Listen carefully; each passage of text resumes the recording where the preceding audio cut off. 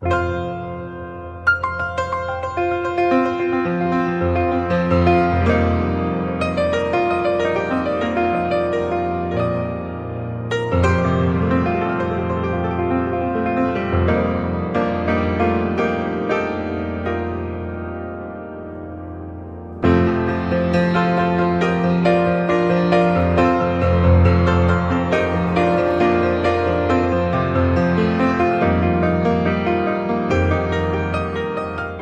hermanos, vamos a abrir nuestra Biblia en el libro de Mateo, o el Evangelio según Mateo, el capítulo 13, y vamos a ver el verso 10 y 11.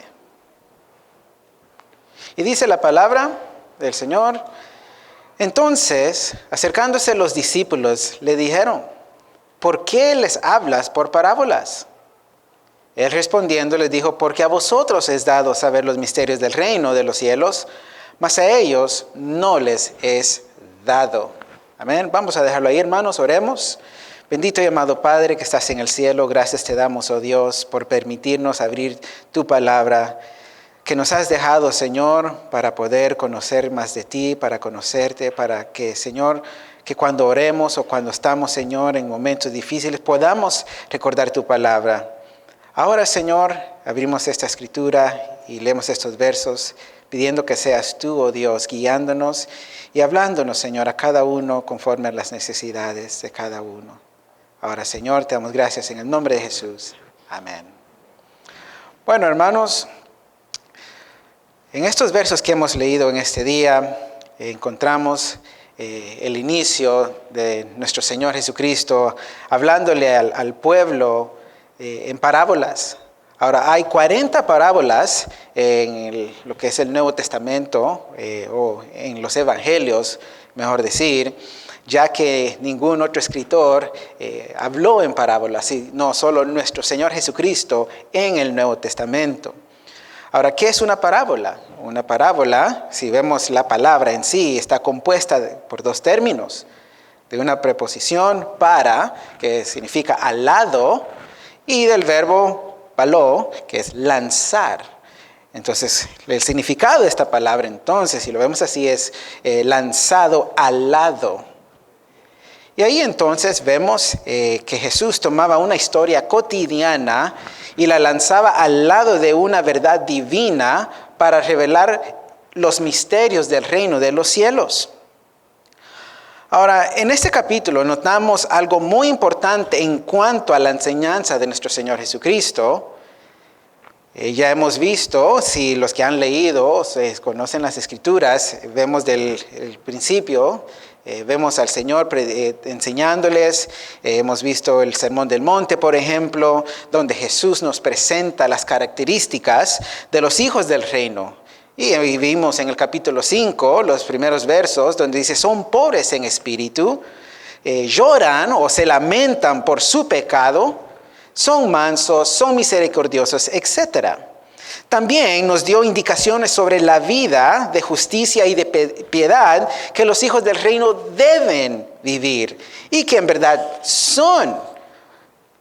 deben ahora ser unas vidas de justicia y piedad interna y también así externa, para que los hombres así mismo puedan ver nuestras justicias y piedad para que glorifiquen a Dios. Ahora, el Señor nos dijo en ese mismo sermón que no fuéramos como los fariseos y los escribas, que hacían obras de piedad, hacían obras de justicia, pero para ser alabados por los demás. Es decir, que la alabanza fuera para ellos y no para Dios. Entonces el Señor nos exhortaba también: no sean como esos hipócritas, no sean como estos hombres. Ahora, Jesús enseñó muchos temas doctrinales y predicó sobre muchos principios y valores eternos. Por ejemplo, si vemos nuevamente el Sermón del Monte, predicó sobre el perdón, que debemos perdonar así como hemos sido perdonados. También nos manda a no juzgar a los demás. ¿Por qué? Porque cada uno de nosotros vamos a dar cuentas por nosotros mismos y no de los demás. Y todos entonces estamos en la misma posición de ser juzgados. Ninguno de nosotros somos juez para juzgar a los demás.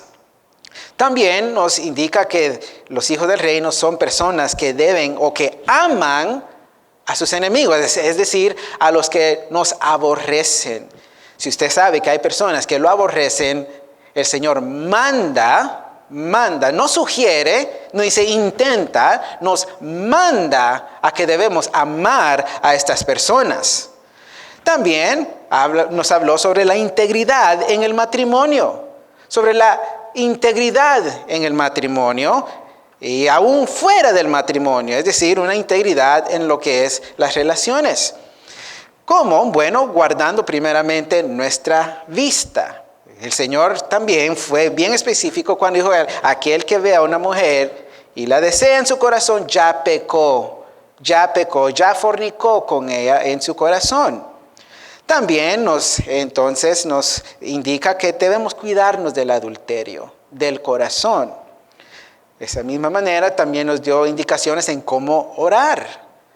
Ahora muchos dicen, no, si orar es simplemente hablar con el Señor como tú quieras o como tú puedas. Vimos en las Escrituras que el Señor les enseñaba a sus discípulos a orar. Entonces, y la manera de orar es bíblica, es decir, conforme a las Escrituras, conforme a las enseñanzas de nuestro Señor y de los apóstoles, es decir, conforme a la voluntad de Dios. Porque vemos nuevamente en Santiago dice, vosotros a veces pedís y no recibís porque pedís mal. Ahora, cuando pedimos mal es porque no estamos orando conforme a la voluntad de Dios, que es conforme a las Escrituras. Pero en este capítulo 13 que hemos leído, vemos un cambio del Señor en su mensaje. Vemos una transición en su estilo de presentar su mensaje, podemos decir así, evangélico, ya que lo vemos en el Evangelio. Vemos entonces un cambio en su manera de presentar su mensaje eterno. Nos dice en el verso 10, lo que leímos ahora, que acercándose a él sus discípulos le preguntaron, ¿por qué les hablas en parábolas? Ahora uno dice, es normal que el Señor hable en parábolas, porque nosotros hemos escuchado desde pequeños en la escuela dominical de niños las parábolas de Jesús. Y nos cuentan las parábolas y nos encantan las parábolas, pero para los apóstoles o para los discípulos, hasta este momento no habían escuchado a Jesús hablar al pueblo o a la gente o enseñarles en parábolas. Entonces para ellos fue sorprendente, fue algo nuevo para ellos. Entonces le preguntaron, ¿por qué hablas? ¿Por qué les hablas por parábolas? Algunos eruditos contemporáneos dicen que Jesús cambió su estilo de predicar o de enseñar porque no le estaba funcionando de la otra manera. Ahora, cuando vemos el Sermón del Monte, que es el capítulo 5 al 7, vemos un sermón y aquí lo hemos predicado y lo han nombrado el sermón de los sermones, porque lo es. Ahora muchos han dicho, bueno, cambió su estilo y empezó con las parábolas porque no le estaba funcionando su manera de enseñar. Entonces tuvo que cambiar. ¿Por qué? Porque a la gente le gustan las historias. A la gente le gusta que se le hable de una manera alegórica, que se le hable de una manera romántica, de romantizar la palabra, que se sientan que el amor del Señor. Y bueno, sí, el Señor predicó sobre el amor, como hemos visto. También predicó que debemos amar al enemigo, está bien. También habló de cómo podemos amar a los demás y algunos dicen, esa es la justicia social. No, el Señor predicó sí el evangelio, pero todo eso está incluido en el mensaje del evangelio. Ahora, muchos entonces en nuestros días dicen, tienen que cambiar, tenemos que cambiar el estilo de la enseñanza, de la prédica. Porque cuando vamos a las iglesias y nos enseñan doctrina, teología, todo eso me confunde y la verdad me pierdo.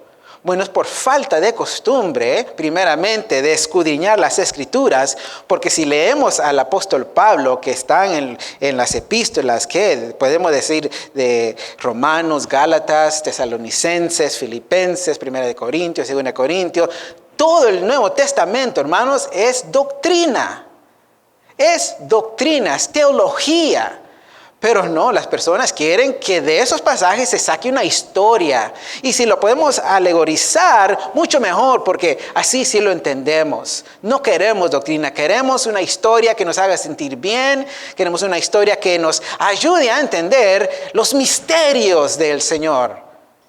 No hemos sido llamados a esos. Hemos sido llamados a ser predicadores o expositores de las Escrituras, exegéticos, es decir, lo que nos dice la Escritura, eso vamos a hablar. No hay necesidad de inventar historias.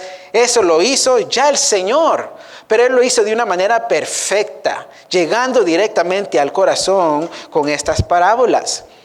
Ahora, nuevamente, si vemos lo que dicen estos eruditos contemporáneos, podemos no estar de acuerdo con ellos, porque al contrario a lo que estos dicen, vemos en Mateo capítulo 7, 28 y 29, que nos dice que al escuchar a Jesús predicar, la gente quedaba admirada de su doctrina, porque enseñaba como quien tiene autoridad y no como los escribas.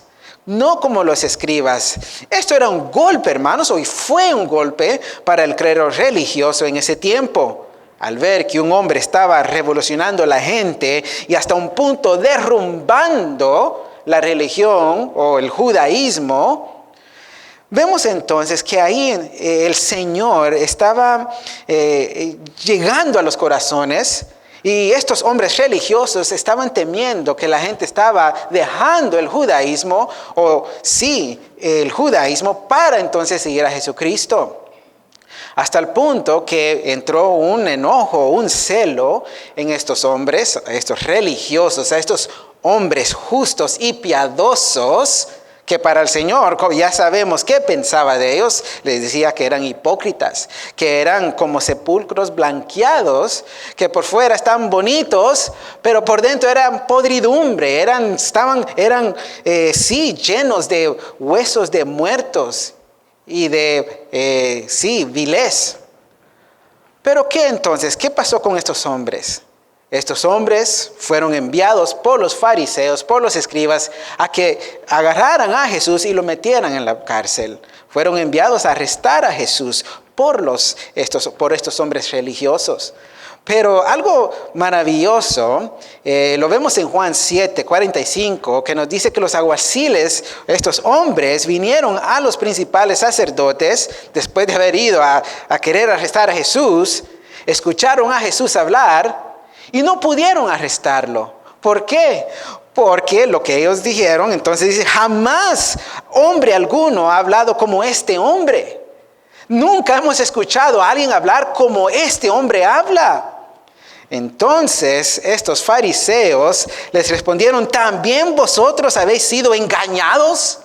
Imagínense que estos hombres religiosos de ese tiempo, que vivían engañados por ellos, en ellos mismos, le decían a aquellos que escuchaban a Jesús hablar, y eran, tal vez en este caso no dice que creyeron, sino que sí se admiraron de la sabiduría de Jesús, y estos hombres religiosos le dijeron, bueno, ustedes también han sido engañados.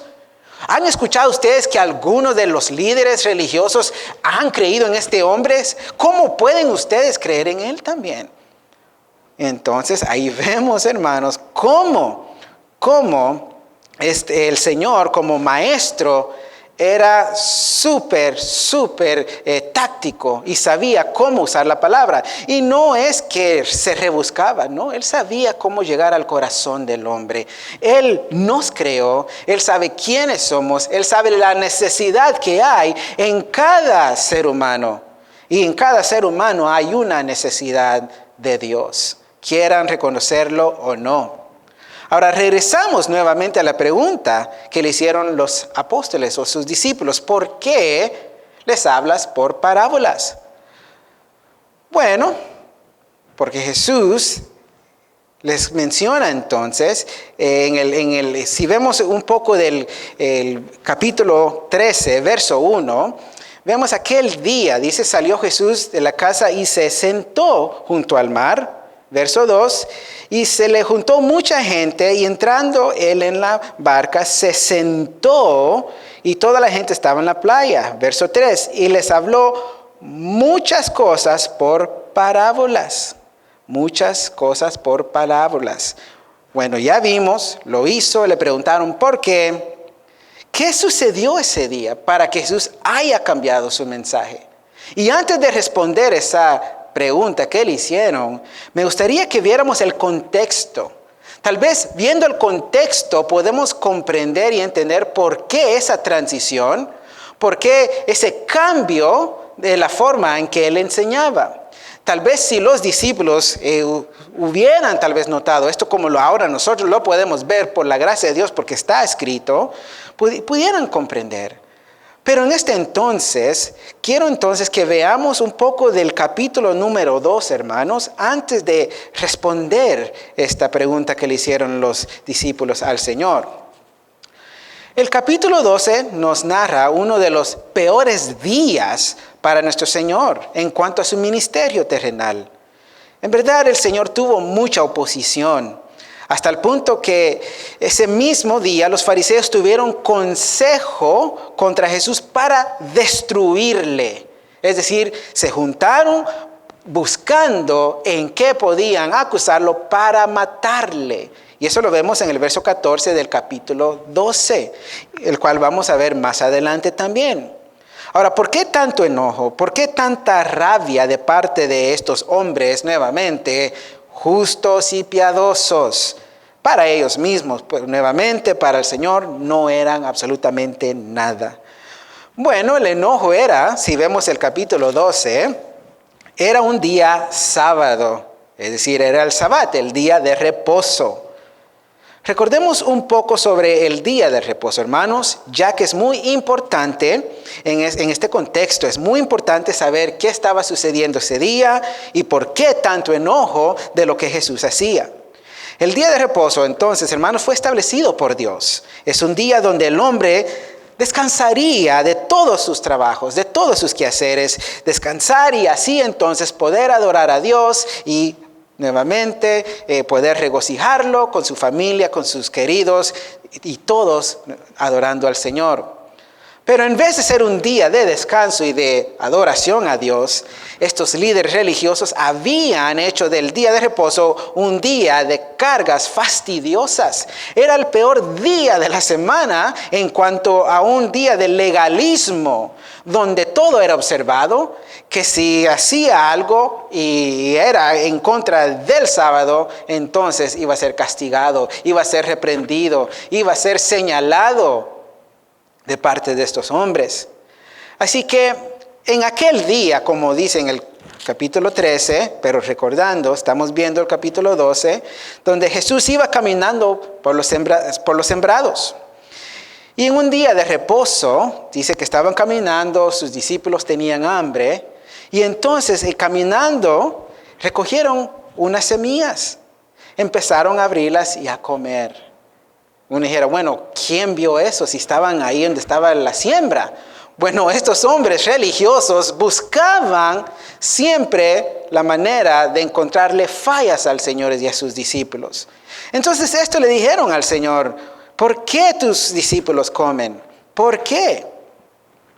Y el Señor entonces les tuvo que contestar y recordarles, miren, en el Antiguo Testamento, si recuerdan ustedes la ley, el rey David entró a la casa de Dios, comió de los panes de la proposición y no era lícito que él comiera, ni él ni la gente que iba con él, sino solamente el sacerdote.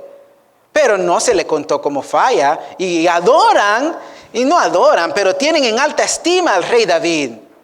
Y él hizo lo mismo. Es más, él fue un poco peor porque entró a la casa de Dios y se comió el pan que estaba sacrificado, presentado para Dios. Pero ¿por qué entonces no culpan al rey David? Para ustedes el rey David es el supremo rey. Y es más, esperan un linaje del rey David. Pero si los discípulos comen una semilla, son el demonio, son el diablo. Entonces recuérdense eso antes de acusar a las personas, antes de acusar a los discípulos. También les recordó, o no os habéis leído en el verso 5 del capítulo 12, o no os habéis leído en la ley, como en el día de reposo los sacerdotes, es su gente, en el templo profanaron el día de reposo y son sin culpa. Son sin culpa.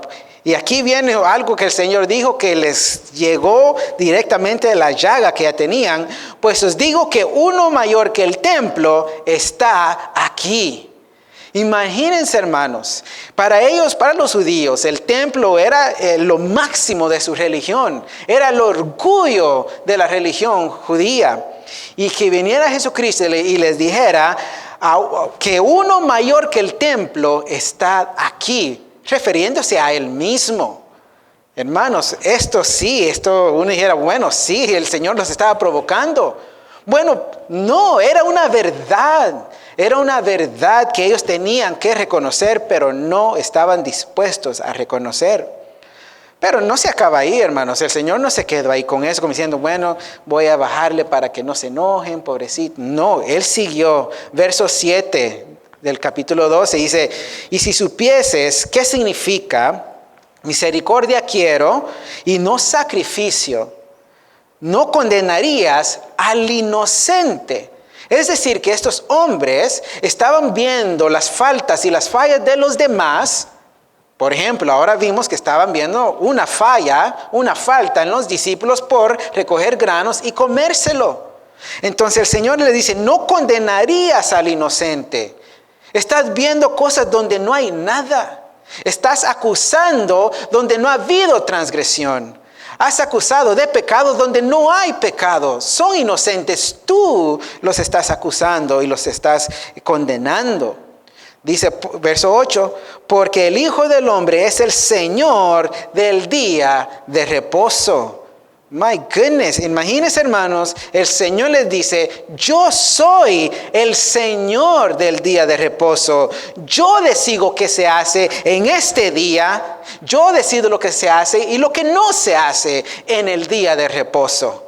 Imagínense, hermanos, a Jesús hablándoles a estos hombres donde el día de reposo era un día sagrado, un día santo, un día donde era dedicado completamente a Dios, aunque era de una manera fastidiosa, pero lo hacían queriendo entonces ponérselo y dárselo a Dios.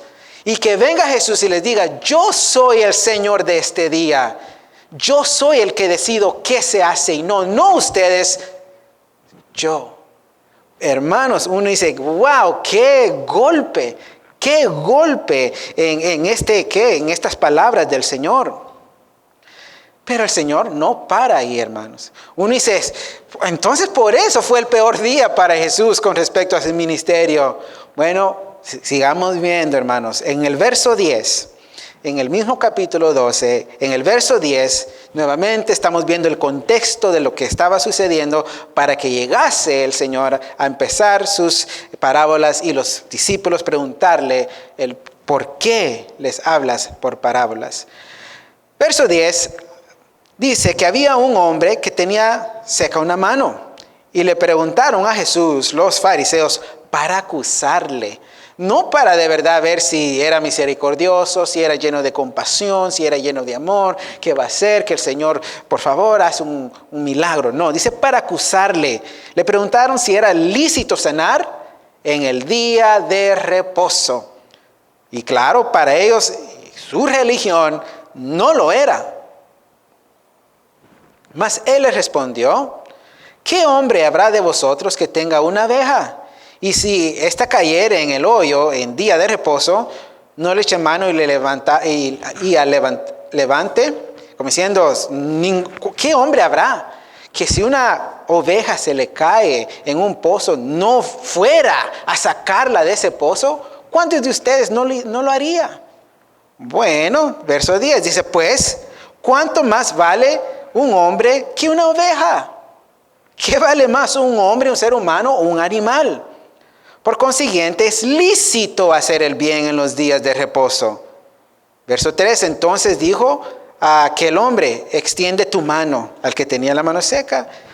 Y él la extendió y le fue restaurada sana como la otra. Y salidos los fariseos, dice aquí, tuvieron consejo contra Jesús para destruirle. Estos también ya se estaban cansando del ataque de Jesucristo. Se estaban cansando de lo que el Señor estaba presentando a los demás. Estaban ya viendo cómo el Señor se rebelaba en contra de la religión de Dios, supuestamente, que sabemos que no lo era. Ahora, el relato de Marcos, quisiera que lo vieran, Marcos 3, versos 4 y 6, nos da un poco más de detalles con respecto a este incidente. Nos dice, y Él les dijo, ¿es lícito en los días de reposo hacer bien o hacer mal, salvar la vida o quitarla? Pero ellos callaban. Entonces, mirándolos alrededor con enojo, esto es el Señor, entristecido por la dureza de sus corazones, dijo al hombre, extiende tu mano, y él extendió, y la mano le fue restaurada sana. Y salidos los fariseos, tomaron consejo con los herodianos contra él para destruirle. Vemos entonces, hermanos, aquí Marcos nos dice, el Señor les hizo la misma pregunta, ok, es lícito hacer lo bueno, es bueno salvar, o condenar, o quitar la vida. Ellos callaron, no querían responder, porque ellos sabían que sí era lícito. Pero ellos mejor, para no tocar o no hacer nada extra, preferían no hacer las cosas. Y no les importaba a la gente. Lo que ellos querían es que la gente vivieran o los vieran a ellos ser justos. Pero el Señor le dice, sí es lícito. Pero vemos la actitud del Señor aquí, y eso me llamó la atención. El verso 5 dice, entonces mirándolos alrededor con enojo, entristecido por la dureza de sus corazones.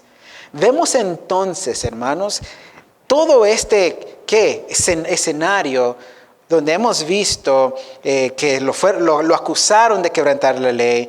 El Señor les tiene que nuevamente recordar que anteriormente han habido hombres que también lo han hecho y han sido inocentes, que ellos mismos son muy rígidos y no muestran misericordia y condenan a los inocentes. Pero aquí vemos entonces la actitud de estos hombres. La actitud de estos hombres, dice, por la dureza de su corazón. Por la dureza de su corazón.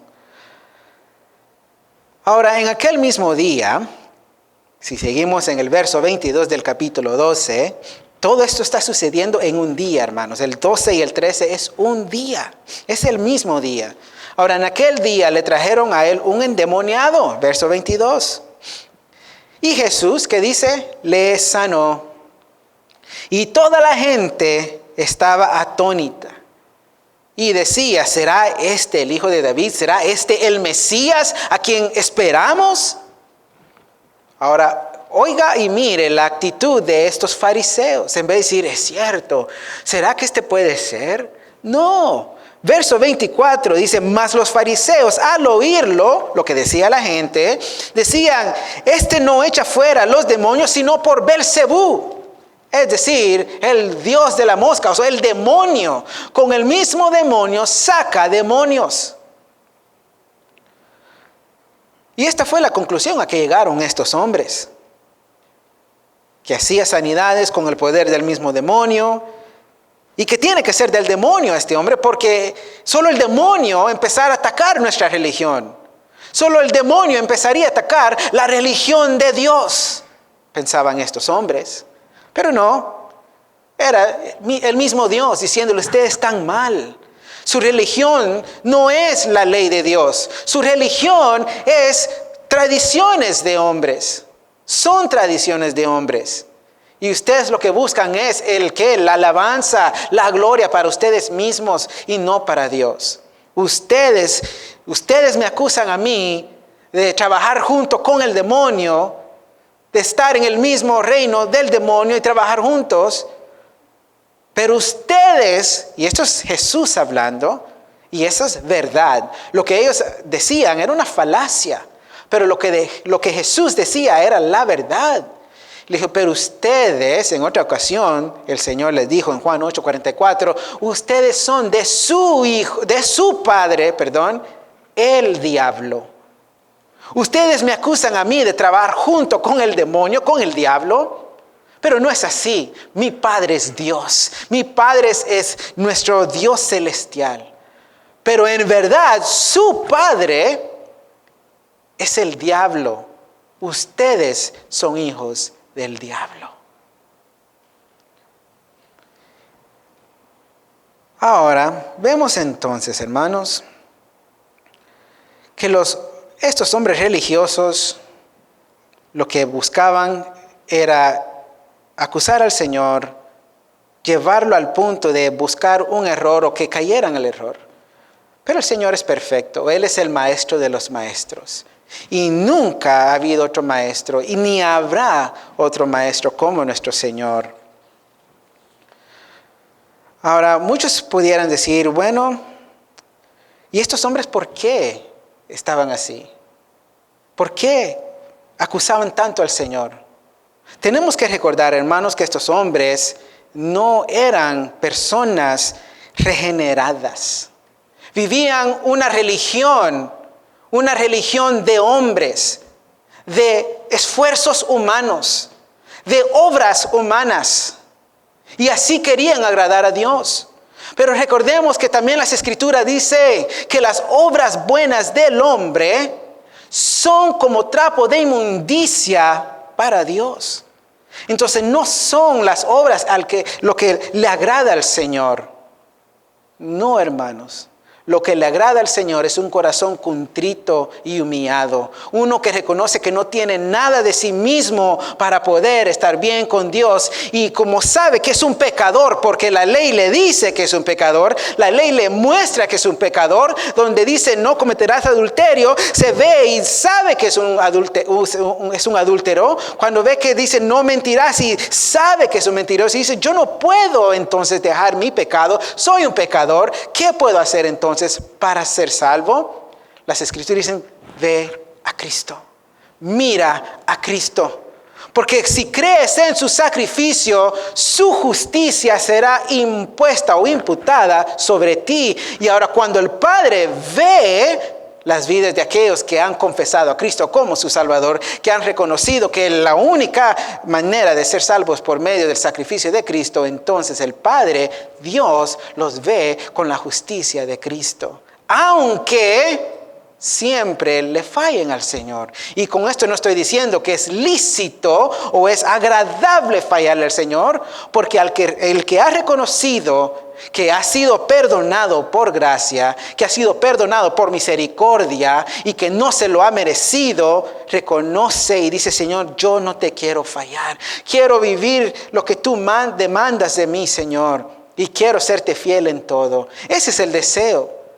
Pero también reconocemos que mientras estemos en este cuerpo de muerte o cuerpo de pecado, vamos a fallar al Señor. Pero aunque nosotros le fallemos, Él permanece siendo fiel. Y el sacrificio de Cristo hizo la obra una vez y por todas. Así que tenemos que tener esa confianza en el sacrificio de Dios, en el sacrificio del Hijo de Dios. Y asimismo reconocer que cuando le fallamos debemos pedirle perdón porque hemos deshonrado nuestra relación con el Padre que nos ha dado de su amor, su misericordia y su perdón. Así que vemos entonces tanta oposición de estos hombres con respecto al ministerio de Dios o al Señor. Y a veces uno dice, bueno, es una posición externa. El Señor le da con todo. Pero también vemos, hermanos, en Mateo, cómo la familia del Señor mismo se le oponía de una manera también. Vemos cómo la familia, los hermanos del Señor, y estoy hablando de los hermanos en la sangre, o es decir, medios hermanos del Señor, aunque algunos no creen que el Señor tenía medio hermanos o hermanos de sangre, pero las Escrituras nos dicen, hermanos, que sí. Ahora, estos hermanos del Señor lo tenían por loco, lo tenían, ¿por qué? Por un loco. Pero primeramente veamos quién eran estos hermanos. Mateo 13, este mismo capítulo que estamos viendo, vamos a ver, 56, nos confirma que Jesús tenía medios hermanos. Nos dice entonces Mateo 13, 56, dice, ¿no es este el hijo del carpintero? Es decir, José. ¿No se llama su madre María? ¿Y sus hermanos Jacobo, José, Simón y Judas? Ahora, algunos dijeran, no, hermanos, cuando dice hermano está hablando de todos los discípulos, todos los seguidores. Él dijo, ¿quién es? Y ya lo vamos a ver. Pero los mismos fariseos y escribas y todos estos hombres que se oponían a Jesús estaban afirmando, diciendo, ¿no es este el hijo del carpintero? ¿No se llama su madre María y sus hermanos Jacobo, José, Simón y Judas? Ahora, también Jesús hace una gran diferencia en cuanto a la familia de sangre, a la familia espiritual. En el capítulo 12, versos 47 y 50, al 50, dice que el Señor estaba enseñando y vino alguien y dice, he aquí tu madre y tus hermanos están afuera. Ahora, si el Señor siempre cuando dijo, estos son mis hermanos, se estaba refiriendo a todos los que le seguían, no le dijeron, bueno, tus hermanos están allá afuera. Dijeron, todos estamos aquí, ellos son igual que nosotros. No, pero están siendo específicos, tu madre y tus hermanos están afuera. Y quieren hablar, y te quieren hablar. Respondiendo el Señor, dice, ¿quién es mi madre y quién son mis hermanos?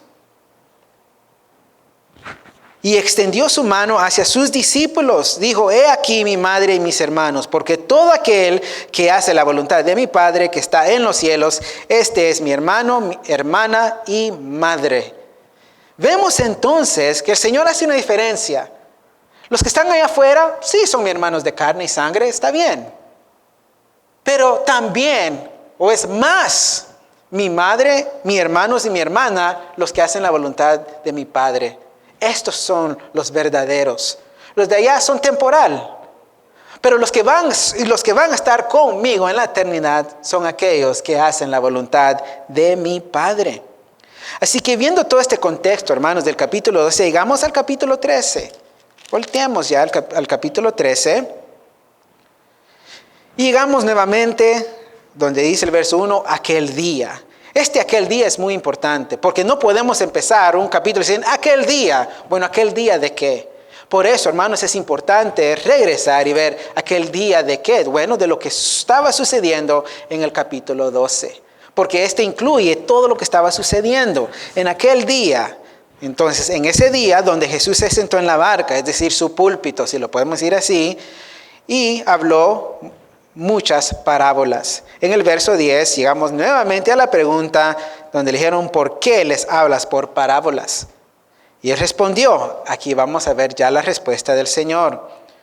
Porque a vosotros os es dado saber los misterios del reino de los cielos, mas a ellos no les es dado.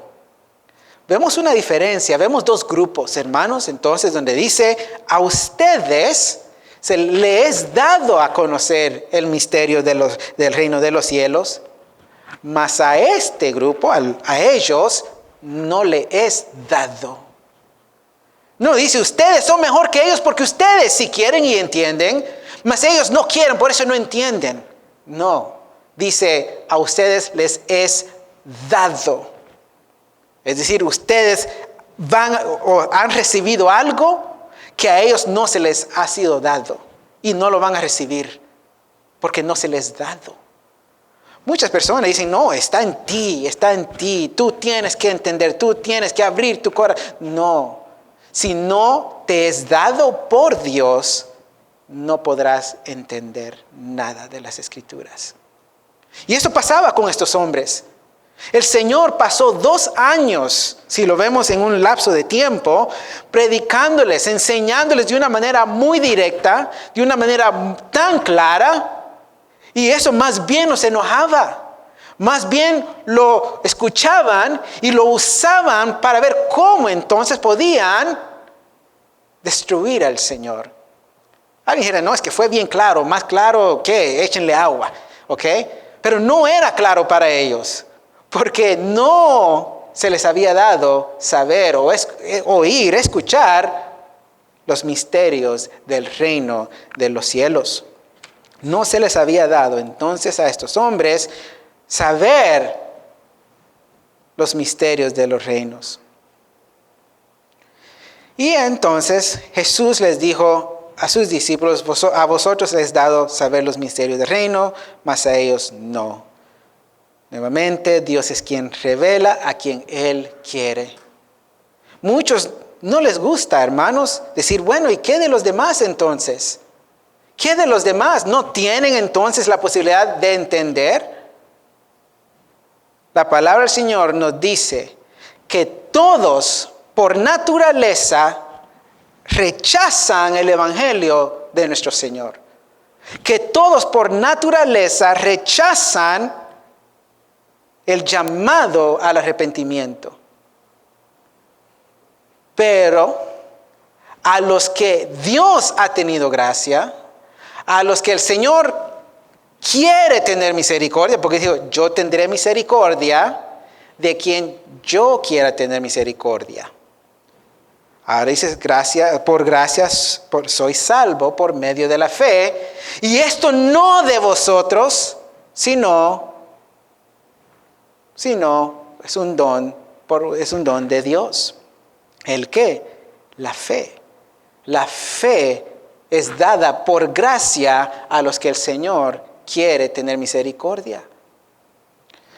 Así que no es que el Señor sea injusto, porque si sabemos algo de Dios, Él es justicia, Él es justo, Él es misericordioso, Él es amor, Él es bueno, Él es bondadoso, Él es un Dios de compasión. Entonces lo que Él hace es justo, perfecto, amor, compasión, misericordia, gracia. Pero el hombre que está endurecido nunca va entonces a aceptar o a querer entender el evangelio de nuestro Señor. Si estamos aquí nosotros, es por la pura gracia y misericordia de Dios sobre nuestras vidas. Y por eso demos gracias, demos gloria, exaltemos a nuestro Señor, porque siendo inmerecedores, igual que los demás, a nosotros se nos ha dado el poder saber los misterios del reino de los cielos. A nosotros se nos ha dado. Y nuevamente no es que seamos mejor que los demás, porque todos somos hechos de la misma masa, todos hemos sido culpables y éramos culpables de ser pecadores delante de Dios.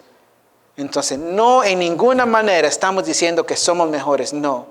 Más bien vemos a un Dios de gracia, a un Dios de misericordia que le plació a Él llamarnos y arrastrarnos, sacarnos fuera de ese pecado que por naturaleza no queríamos dejar.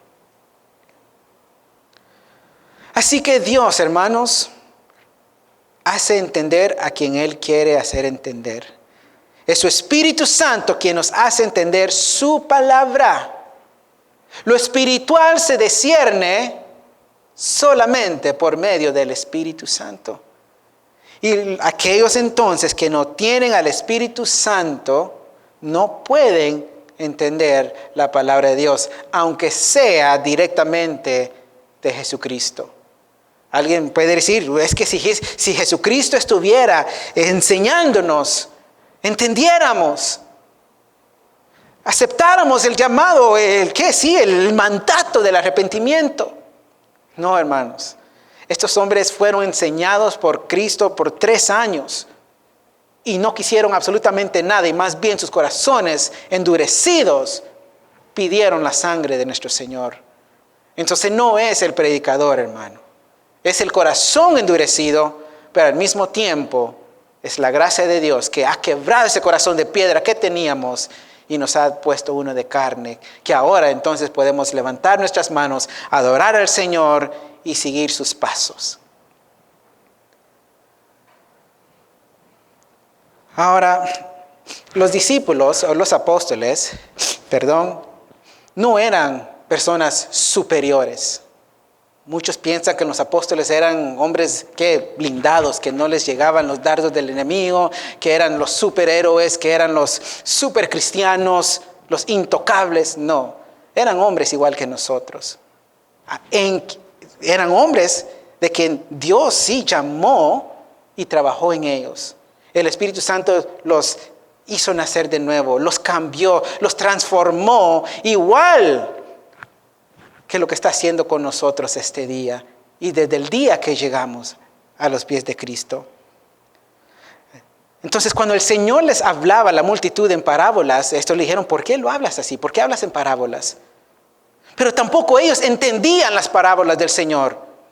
Porque alguien dijera, bueno, aquellos que de verdad quieren, los que quieren en verdad buscar de Dios, eso sí van a escuchar, van a saber. No, nuevamente no es del que quiere ni del que corre, sino de quien Dios ha tenido complacencia o misericordia.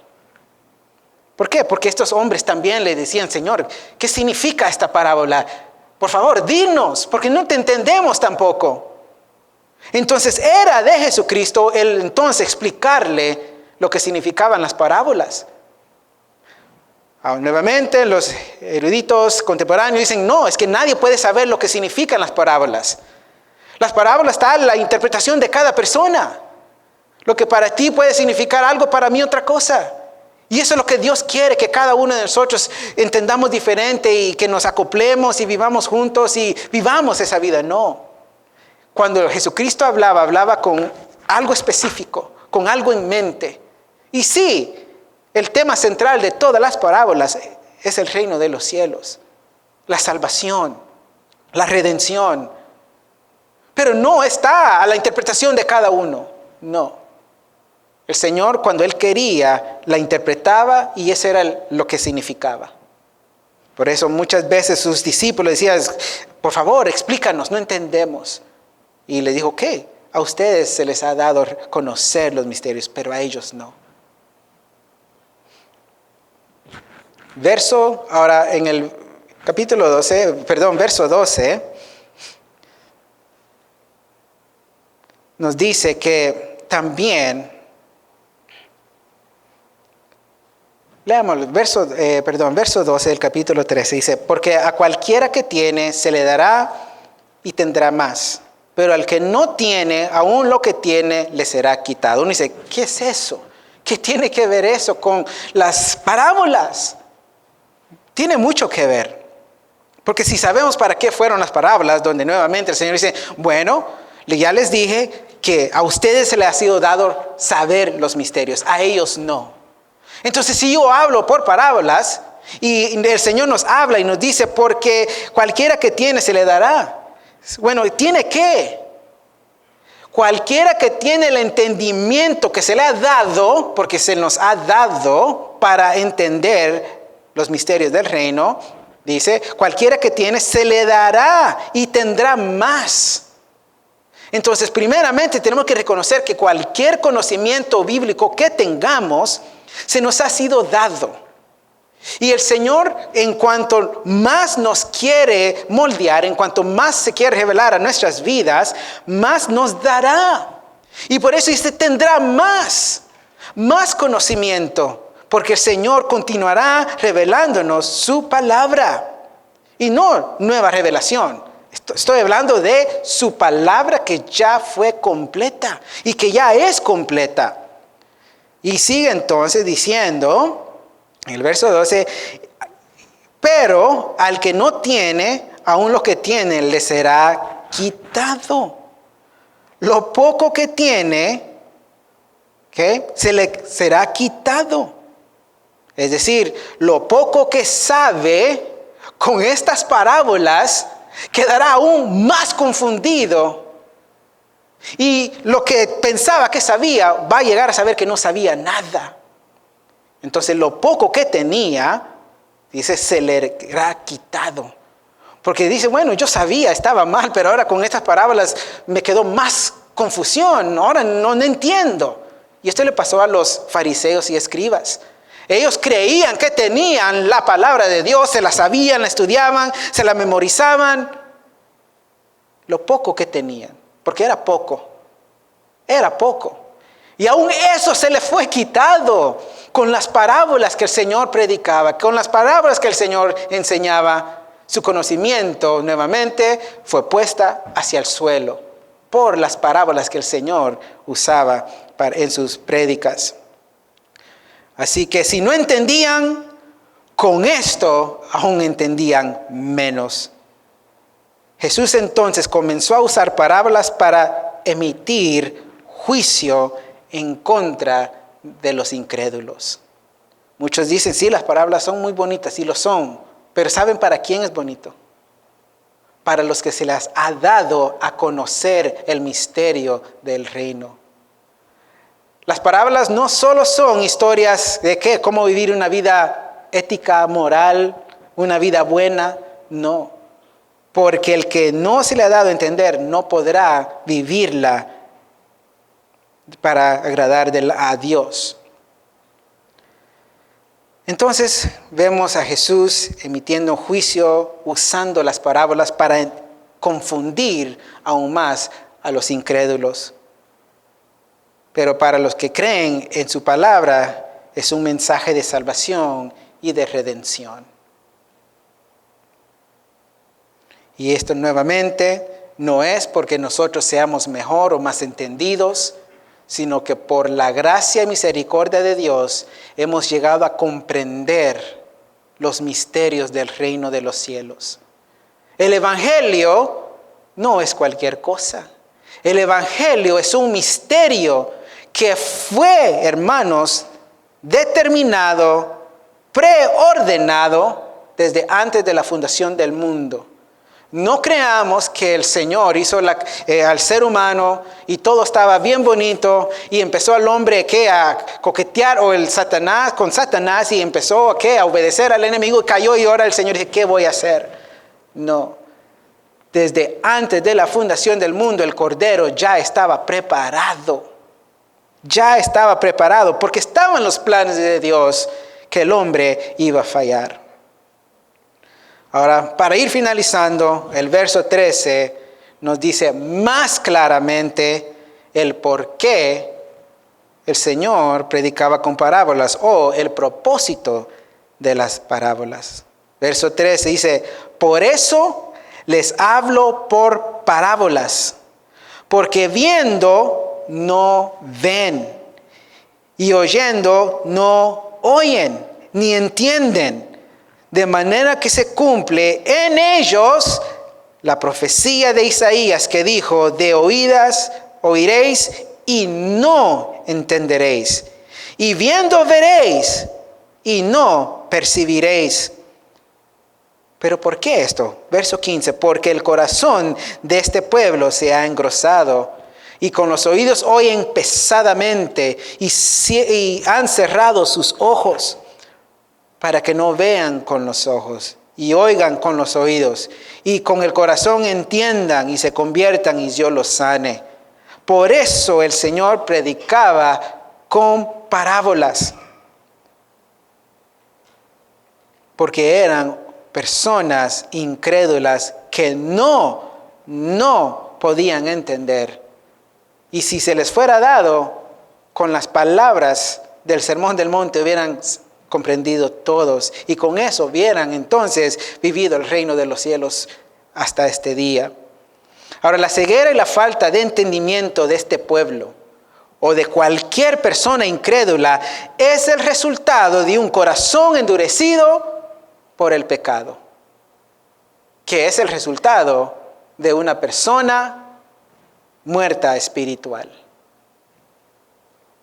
Y aunque Jesús declaraba con su boca los misterios escondidos desde la fundación del mundo, tales personas a quien no se les ha dado a conocer jamás podrán oír ni entender, jamás podrán ver y percibir el eterno amor de Dios en nuestro amado Señor Jesucristo.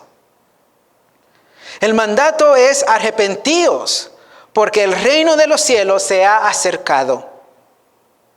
Y si hoy hemos comprendido el llamado del Evangelio, Es porque Dios en su misericordia nos ha concedido o nos ha dado el saber, por su gracia, por su amor, el Evangelio que perdona los pecados del hombre. No seamos entonces como los escribas y fariseos, no endurezcamos más nuestro corazón y vengamos a Cristo. No nos apartemos de las Escrituras, no endurezcamos el corazón, porque he aquí, el Señor dice que Él le ha dado a entender a los niños. Dice el Señor, en palabras del Señor, dice, Señor del cielo y de la tierra, porque escondiste estas cosas de los sabios y de los entendidos y los revelaste a los niños. Y aquí es donde tenemos que ver esto, hermano. Si no somos personas que reconocemos nuestra necesidad del Señor, entonces somos personas que puede ser que somos estas personas a que no se les da a conocer. Y hay de aquel que no llega a saber. Y hay de aquel que no reconoce a Cristo como su Salvador. Porque solo les espera una eterna condenación. Pero para esto, hermanos, pidámosle que el Señor tenga misericordia de estas personas.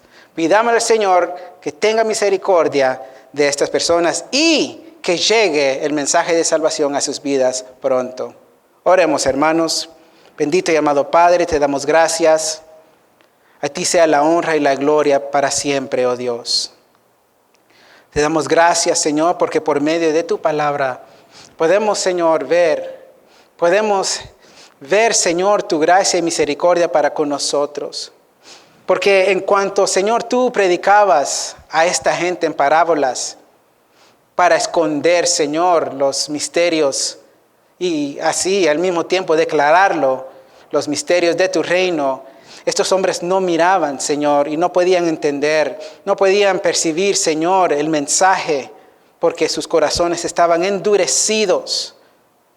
Ahora, Señor, te pido que seas tú, oh Dios, que seas tú llegando a cada persona que está aquí, Señor, que no ha confesado a Jesucristo como su Salvador, y que seas tú revelándote, oh Dios, a sus vidas. Que seas tú, Señor, haciendo la obra. Y aquellos, Señor, que ya han, Señor, entrado al reino de los cielos, que continúen, Señor, predicando tu palabra, que sigan viviendo conforme a las Escrituras, conforme tú, Señor, nos indicaste, para que podamos ser, Señor, y comprobar que somos hijos de tu reino también. Gracias te damos en el nombre de Jesús. Amén.